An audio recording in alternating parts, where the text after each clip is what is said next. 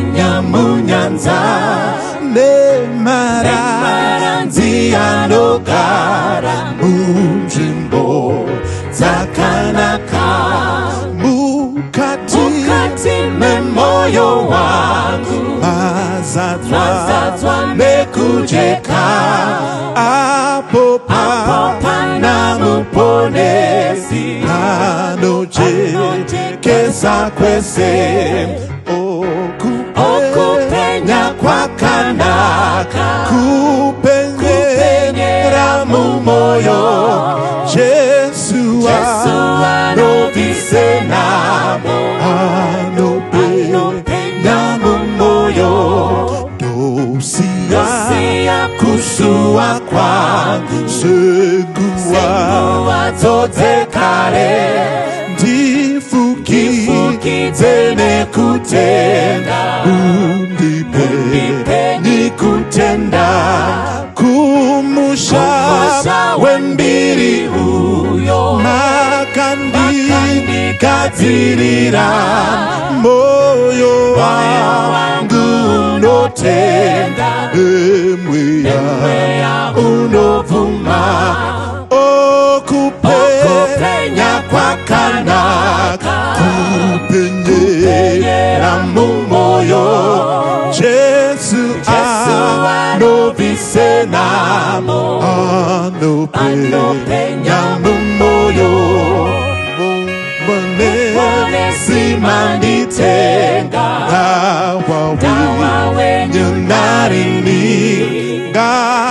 ngayipute mwenje yese iputire yetenzi kumusha wembiri uyo makandikadzirira moyo wangu unotenda emweya unovuma okupenya kwakanaka kupenyera mumoyo Jesu anobvise namo anopenya mumoyo okupenya kwakanaka kupenyera mumoyo Jesu anobvise namo anopenya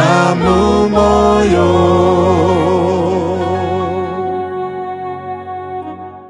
Ndoda kukwasai mose muzita raJesu. Tinotenda Mwari nemukana waatipa wokuti tidzidze zvimwe zveukuru hwake. Mangwanani ano toda kuti tidzidze kubva mubhuku raLuke chapter 23 verse number 39. Luke chapter 23 verse number 39. Bhaibheri rinoita nhoroondo yaJesu ari pano panyika. Rinobudisa nyaya Jesu achirarama kakuriro kake kusvikira musi waakanofa. One of the most interesting issues and most emotional issues on the time that Christ lived on earth, mazuva ekunofa kwaJesu.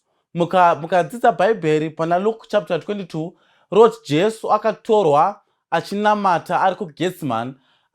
Achinamata kuGetsemani, akanga atengeswa nemumwe muchinda akanga ari mudzidzi wake ainzi Judas achiuya nemasoja echiroma. Bhaibheri roti masoja echiroma akaudzwa naJudas kuti munhu andichatsvoda ndiye Jesu.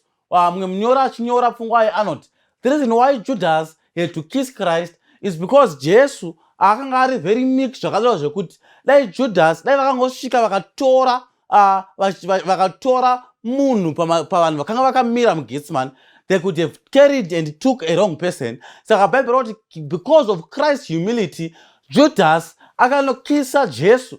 Ndobva Jesu atorwa. Jesu atorwa abva naye kuSanhedrin, vabva naye kuGetsemani, vakaenda naye kuSanhedrin, vabva naye kuSanhedrin, ndobva vaenda naye kumba kwaPilate. Pilate akanga akarara manheru acho, ndobva aramba kutonga Jesu, ndobva amudzosera kudunhu raakakurira kwaiva nemuchinda ainzi Herod. Bhaibheri roti Herod ndobva aramba kutonga Jesu, akakumbira Jesu kuti aite sign. Akakumbira Jesu kuti Jesu aigonera kuita sign nekuti Herod akanga anzwa zvakawanda pamusoro paJesu. Mukadzidza nhoroondo yaHerod, anotendwa kuti ndiye akanga akambouraya John the Baptist. Saka zvinonzi mazuva akatenga kuita Jesu namiracles, zvaitendwa kuti John the Baptist ndiye amuka achiita mabasa makuru. Saka Herod na John the Baptist vakanga vambori neukama nekuti John the Baptist akanga ambotsura Herod karorero kake asati afa. Saka Jesu paakauya, Herod so long to see Jesus. So Herod aida kuona Jesu panguva iyi, ndobva akumbira Jesu kuti aite sign. But Jesu ndobva aramba akanyarara. Bhaibheri rinoti Jesu ndobva atorwa, ndobva adzoserwa kumba kwaPilate. Pilate ariko ndobva azama kubudisa Barnabas. Barnabas was a thief, was a criminal, kanga ari munhu akaipa. Ndobva atorwa naHerod naPilate setsika yavo paPassover vaiita release one criminal. Ndobva amira akati ndosunungurani, Jesu kana kuti Barnabas. Bhaibheri rinoti vanhu vose vakashedzera vakati toda kuti Jesu afe, toda kuti Jesu afe. Pilate akashedzera zvakare akati ndoda kuti ndiani ararame, Jesu kana kuti Barnabas. Vanhu vose vakashedzera vakati Barnabas toda kuti ararame, Jesu ndoda kuti ndafa. Vanhu vakanga vachishedzera kuti Jesu ngaafe. Vamwe vacho ndo vakambofinudzwa mapofu naJesu achifamba panyika. Vamwe vacho vaiva kumuchato wepakana Jesu paakawanza waini pamuchato. Vamwe vacho vakanga varipo Lazarus achimuka pana John chapter 11. Asi muPilate's judgment hall vose vakati Jesu ngaafe. Herod, vanhu vese vakati Jesu ngaafe. Pilate akashamisika kuti oita sei. Bhaibheri rinoti akatora dish nemvura akageza maoko, iri sign yokuti akanga abuda munyaya yacho. Ndokubva atora mvura akageza maoko as a sign yokuti akanga abuda munyaya yacho. Aripo ndokubva vatorwa vakaenda navo kuGolgotha, kwavaifanira kunoroverwa pamuchinjikwa. Then panoverengwa book, ponyogwa nyaya pana Luke chapter 23 verse number 39. Mumwe wevatadzi wakanga akaturikwa pamuchinjikwa akati, hauzi Kristu here uzviponese nesuwo? Mumwe akapindura akamurayira achiti, hausviki kunyange naMwari kani, zvauri pakutongwa kumwe naye? Kana ari Kristu akaitirwa zvaakafanira napo, nokuti isu tinopiwa zvatakafanira mabasa edu, asi uyu haana kuita chinhu chisakafanira. Ipapo Jesu murangarire kana mosvika muushe hwenyu. Iye akati kwaari, zvirokwazvo nhasi uchava neni muparadhiso. Zvino yakanga iri nguva yechitanhatu, rima rakavapo panyika yose panguva yechipfungwamwe. Bhaibheri rinorekodha kuti pamuchinjikwa pane zvakanga zvichiitika pamuchinjikwa. Jesu ari pamuchinjikwa. Mumwe akanga ari pamuchinjikwa akataura naJesu akati, hauzi Kristu here? Kana uri Kristu, zviponese. Kana wapedza kuzviponesa, ponesawo nesuwo. Saka mbavhe pamuchinjikwa inoti, Jesu, kana muri Jesu, ndinoda kuti muzvipruvhe kuti muri Jesu nekundiponesa. Bhaibheri rinoti Jesu ndokubva aramba akanyarara. Mumwe wacho ndokubva atsura mbavhe yekutanga akati, ko iwewe hautyi kunyange naKristu here? Pakuti tiri pakutongwa pamwe chete naye. Kana ari Kristu uyu, tinopiwa tinoitirwa zvakafanira isu. But this man ari pakati has done nothing amiss. Ndokubva ati kuna Jesu, kana mapinda muushe hwenyu, mundirangarirewo. Jesu akamutarisa akati, zvirokwazvo ndichava newe muparadhiso. Mbavhe yekutanga ichibvunza ichituka Kristu kuti hausi Kristu here, yaida kuti Jesu apruve kuva Jesu nekuita zvaaida. Mwe muimbi achinyora anoti, for Christ in the valleys is still the same Christ in the mountains. Jesu ndi Jesu taita, Jesu ndi Jesu asina kuita.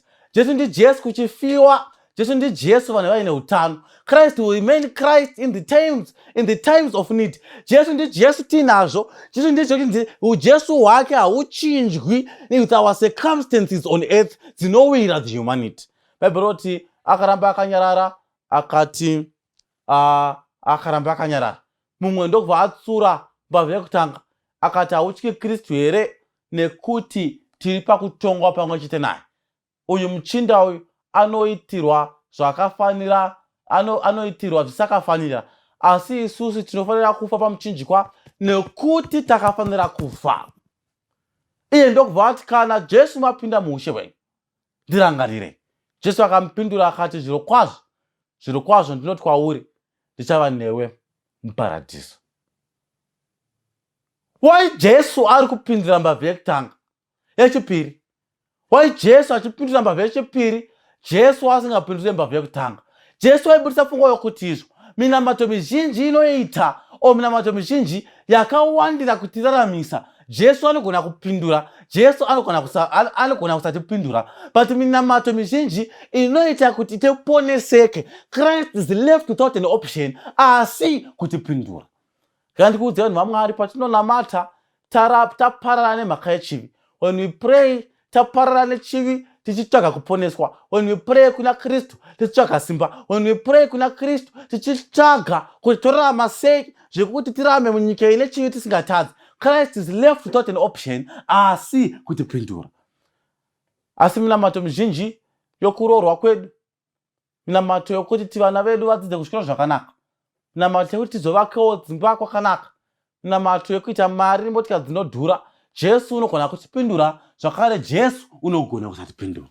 Bhaibheri rinoti varipo Jesu ndokubva apindura mbavha yechipiri akarega kupindura mbavha yekutanga. Mbavha yechipiri ikati, zviro kwazvo Jesu ndinokumbirawo chimwe chinhu 1 ndichokuti Jesu mundirangarire kana muchinge mapinda muushe hwenyu. Why mbavha yekutanga ichimenshena nyaya yokuti Jesu mundirangarire kana mapinda muushe hwenyu? Mbavha yekutanga ichiti Jesu mugondibuditsawo pamuchinjikwa. Zvinobudisa pachena kuti dzose vose vari vaviri vaiziva Jesu, vose vari vaviri vaiziva Jesu, asi wekutanga aiziva Jesu anoponesa, Jesu wemamiracles. Nemhaka yekuti aita akarangarira upenyu hwake, aimborangarira Jesu achichinja mvura kuita waini pakana. Jesu aita akatarisa Jesu, airangarira Jesu achimusa Lazarus, aita akarangarira Jesu, airangarira Jesu achimusa vakafa nokuponesa varwere nokupa saiti kune vaisaona. Saka aiziva kuti Jesu uyu anogona kuzviita. Asi munhu wechipiri, mbavha yechipiri pamuchinjikwa, yaiziva kuti amidst Christ being able to do miracles, he is far greater and he is almost able kutiponesa kana achinge apedza kuita mamiracles. Budisa pachena kuti muupenyu hwatinorarama tinoziva Jesu zvakasiyana.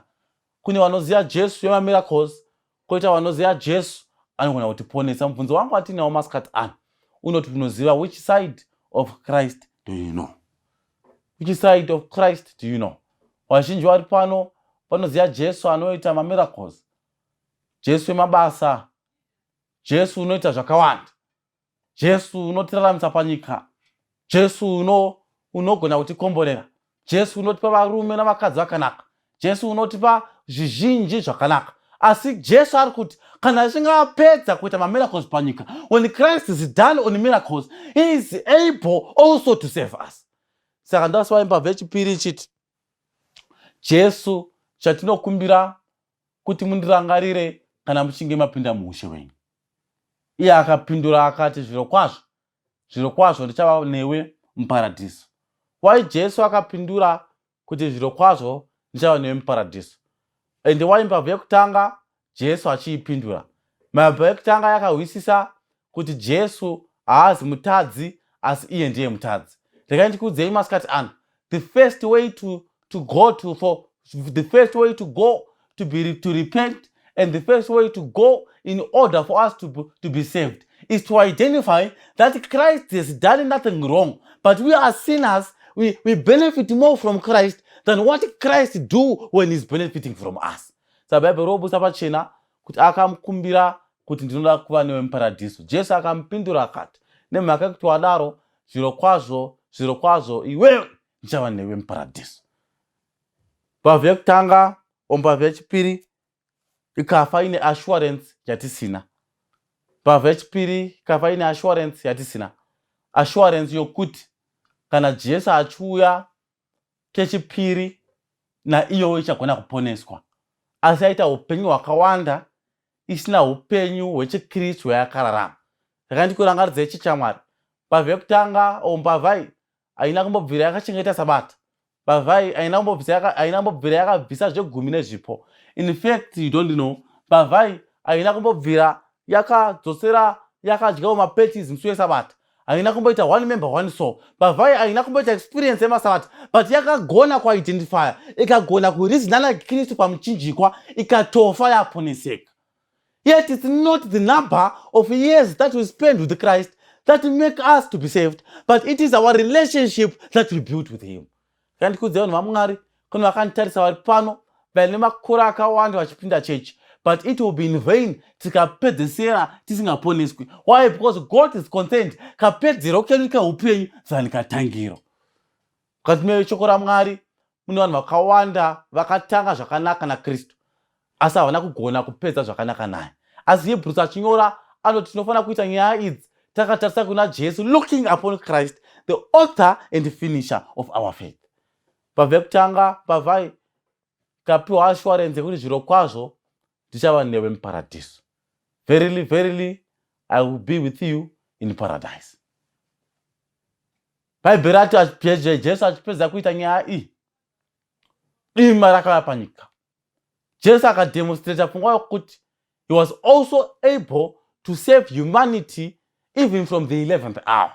Jesu akademonstrata pfungwa kuti Jesu aigona kuponesa munhu kunyange pa 11th hour. And vakawanda pavanodzidza pfungwa iyi vanoita sekunge Jesu ndiye ega akaponeswa vanotara pfungwa vachitarisa kunge Jesu ndi akaponesa muchinda uyu pa 11th hour, as if munhu uyu akanga ari iye ega. But ngaindikurangaridze nditi izvo, there were two criminals on the cross that he had the same time with Jesus, asi vakakumbira zvakasiyana. Mumwe akakumbira kuponeswa, mumwe akakumbira kurarama. Jesu akaresponda akakumbira kuponeswa. Ngandikuudzei ndikuchallenjei panguva ino, dai taingapiwa mukana wekupedzisana naJesu, zvii zvataingakumbira kwaari? Taikumbira kuponeswa here kana kuti taikumbira kurarama? Asi regai ndikuudzei, Jesu apedyo nekuuya vakakomborerwa vachakumbira kuponeswa naKristu. Vanoti zviro kwazvo pfuma nepasi ndezvinando ndinochemera imi. That when Christ is about to come, blessed are those that vachakumbira Jesu kuti musati madzoka, musati mauya chipiri, chandotsvaka ini kuponeswa nemi kuti ndigone kuponeseka. Ende Bhaibheri robusa pfungwa pachena. Jesu akamupa assurance akati zviro kwazvo ndichava newe muparadhiso. Masikati ano regai ndinamata vanoti Mwari kudenga, ishoko razvokwadi takaita mukana nemi yakawanda yekuti isusu at some point in time when we needed you the most takakumbira zvinhu zvisina nhando. When we needed you the most takakumbira zvishoma zvanga zvisina basa, asi how we long to be saved. Mwari masikati ano tigonewo kutiponesa. May our first priority in life ikoti God, can you save us? Vakadaro ngavatsinzinye meso avo patakunamata. Ngatinamatei. Kuna tenzi wokudenga tinokutendai masikati ano nemhaka yekuti muri Mwari, isu tiri vanhu basa remaoko enyu. Madzidza nesu mukabudisa pachena kuti nyaya iyi pamuchinjikwa makaita discussion nemumwe akarashwa, mumwe akaponeswa. Tibatsirewo Mwari masikati ano that kana muchinge mauya muupenyu hwedu tinzwisise kuti it's not by accident or by default, but munotsvakawo kutiponesa. Kana matsvaka kutiponesa, ivawo nesu tigogona kuponeseka tikuita vanhu vari nani. Uyu munamato wedu tiri kunamata kuti Mwari kekupedzesera zvinogona kudaro takambokumbira zvinhu zvisina maturo kare, but help us to identify that isu Mwari tinotsvaka kuponeswa kupfuura zvinhu zvose. Uyu munamato wedu ivawo nesu navatana kugova vadiki, ivawo nesu kuzvikoro, ivawo nesu kwatinoswera nekwatinogara. Our theme goal yemwoyo yedu igoti kana Mwari modzoka kechipiri kuya kuzotiponesa, God, can you save us? Uyu munamato wedu tamata zvose nezita raJesu, amen. Pamchinjiko pane upenyu, Jesu atinditarise, pasine pfuma ngezvenhando, pamberi ndoona zvakanaka. Mune upenyu mukutarisa, muchinjikwa upenyu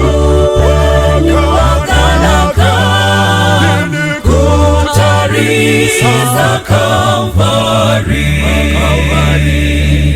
Apo ndakamutarisa Jesu, iye akanyemwerera kuti nawa mumatambudzo muchinjiko unondisimbisa. Mune upenyu venyu mukutarisa muchinjiko Kristu, upenyu wakanaka mukutarisa Kalvari. Ndinozotarisa mchinjiko ndosimbira muchinjiko, hakuna anozoputika anosimbira simba redenga. Mune upenyu mukutarisa muchinjiko Kristu, upenyu wakanaka kutarisa Kalvari. Mune upenyu mukutarisa muchinjiko Kristu, upenyu wakanaka kutarisa Kalvari. Upenyu wakanaka kutarisa Kalvari. Upenyu wakanaka kutarisa Kalvari.